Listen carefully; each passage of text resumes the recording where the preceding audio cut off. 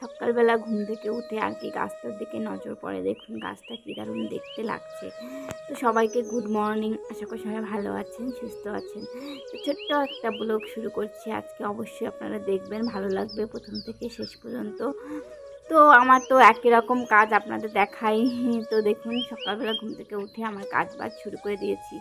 আর আমি সকালে ঘুম থেকে উঠে মানে সমস্ত কাজ বাজ আর কি বাসি কাজকর্ম 1-1.5 ঘন্টার মধ্যেই সমস্ত কাজ সেরে নিই।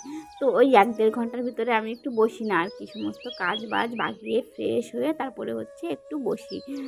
তো ওই যে দেখুন একবারে সমস্ত কাজ বাজ আমি কমপ্লিট করে দিচ্ছি, থালা বাসন মাজা থেকে জামা কাপড় ধোয়া। আর ইদানিং না জামা কাপড়টা একটু সকালে সকালেই কেচে মেলে দিই, কারণ দুপুরবেলা প্রচণ্ড রোদ দেয়, ওই রোদে না ঘর থেকে বেরোনোই যায় না। তার জন্য সকাল সকাল কেচে টেচে একবারে মেলে টেলে দিয়ে ফ্রেশ হয়ে আসি। তো থালা বাসনগুলো মেজে জামা কাপড়গুলো ভিজিয়ে আর কি সমস্ত কিছু একবারে কাজটা চাপিয়ে নিলে পরে আমার আবার দুপুরবেলা রান্না করা থাকে। আর ইদানিং তো দুপুরবেলা রান্না করছি, তো সে কারণে ভাবি যে তাহলে সকালবেলা ঘুম থেকে উঠে আগে সমস্ত কাজ বাজে সেরে নিই, যে বাইরের কাজগুলো আর কি যা যা কর্ম আছে ঘর মোছা থেকে শুরু করে। আর ইদানিং তো আমার বারান্দাটা প্রত্যেক দিনই আমার মোছা লাগছে। ঘর দুটো রুম দুটো না মুছলেও আমার বারান্দাটা মোছা লাগে, কারণ বারান্দাটার ভিতরে গাড়িটা ঢুকায়, তো গাড়ির চাকার যে ময়লাটা ওখানে লেগে থাকে। আর ওখানে বসে যেহেতু রান্না বান্না করি, তার জন্য ঘুম থেকে উঠে গাড়িটা বের করলেই আমি আগে বারান্দাটা মুছি। তো এটা প্রত্যেক দিনে হচ্ছে আমার করাই লাগছে ইদানিং আর কি, গাড়িটা নেওয়ার পর থেকে। তো সমস্ত কিছু কাজ বাজ বাগিয়ে দেখুন এই যে এখন জামা কাপড়গুলো এই যে একবারে লাস্টে কেচে কুচে দিয়ে, আর এদিকে হচ্ছে জামা কাপড় নেড়েও দেবো। আর আজকে না সকালে সুন্দর একটু জল দিয়েছে, তো তার জন্য আর কি ভাবছি তো একবারে স্নান টান করেই নিই দুপুরবেলা একবারে। তারপরে পুজো টুজো দিয়ে নিয়ে নিলে পরে আমি একদম পুরো ফ্রি হয়ে যেতে পারবো দুপুরবেলা, তারপরে শুধু রান্নাটা বাকি থাকবে। তো সমস্ত কাজ কমপ্লিট করে দেখুন এখন রান্না করছি, একটু লঙ্কা গুঁড়ি ভরে নিলাম। তো আজকে পাতাকপি মানে করব মাছের মাথা দিয়ে, আর উচ্ছে ভাজি করবো, আর সেরকম কিছু রান্না বান্না করব না। তো এদিকে দেখুন ও এই যে একটা কাঁঠাল নিয়ে আসছে, কাঁঠালটা ভাঙছে। তো খুব সুন্দর আর কি কগুলো হয়েছে। তো এদিকে আমি রান্না করতেছিলাম আর ও কাঁঠাল ভেঙে নিয়েছে, বলছে খাও। তো খুব সুন্দর মিষ্টি, এত সুন্দর লাগলো খেতে। আর এদিকে দেখুন আমার প্রায় রান্না হয়ে গেছে। আর এই যে ওকে বললাম স্নান করে আসতে। আর এই দেখুন পাতাকপি মাছের মাথা দিয়ে করেছি, আর এই যে উচ্ছে ভাজি করেছি।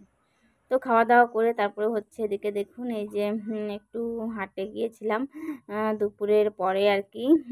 তো ওই যে হাটে যেয়ে দেখি অনেক লোক আসছে, আর মেঘলা মেঘলা আকাশ দিয়েছে। সবাই দেখুন ব্যাগ ট্যাগ গোছানো শুরু করে দিয়েছে, কারণ খোলা আকাশের নিচে যেহেতু দোকানগুলো, তো একটু বৃষ্টি পড়লেই মালগুলো নষ্ট হয়ে যাবে। তো সে কারণে সবাই আর কি যে দেখুন একটু একটু করে গোছাচ্ছে। অনেক দোকানপাট, মানে এত গরম দিয়েছিল কদিন, তো দোকানপাট আসছিলই না। আর আমারও অনেক 3-4 সপ্তাহ প্রায় যাওয়া হয়নি, শরীর অসুস্থ ছিল। তো আজকে এই যে একটু আসলাম, দেখুন এই যে মামি বসেছে। তো এসে দেখি অনেক দোকানপাটই এসেছে।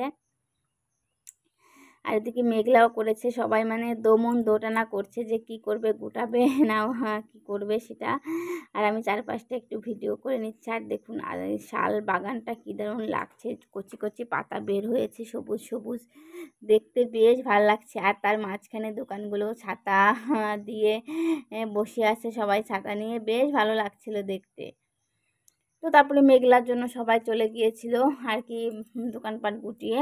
আর এদিকে দেখুন বিকালবেলায় যে আমরা আজকে দুজনে একটু হাঁটতে বেরিয়েছি, অনেক দূর পর্যন্ত হাঁটতেছি, যেহেতু একটু মেঘলা মেঘলা ওয়েদার, ঠান্ডা ঠান্ডা পরিবেশ, সে কারণে।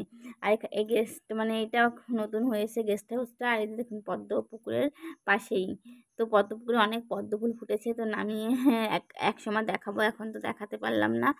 তারপরে হচ্ছে রাত্রেও রান্নাবান্না ছিল, যেহেতু দুপুরবেলা ভাত করেছিলাম, সেরকম তরকারি টরকারি রান্না করিনি। তো রাত্রে শুধু দেখুন এই যে একটু মাছের ঝোল করছি। তো এখন আমরা খাওয়া দাওয়া করব, তারপরে হচ্ছে ঘুমাবো। তো আর দেখুন চুল টুল বাঁধা হয়ে গেছে, এখন হচ্ছে ঘুমাবো। সবাই ভালো থাকবে।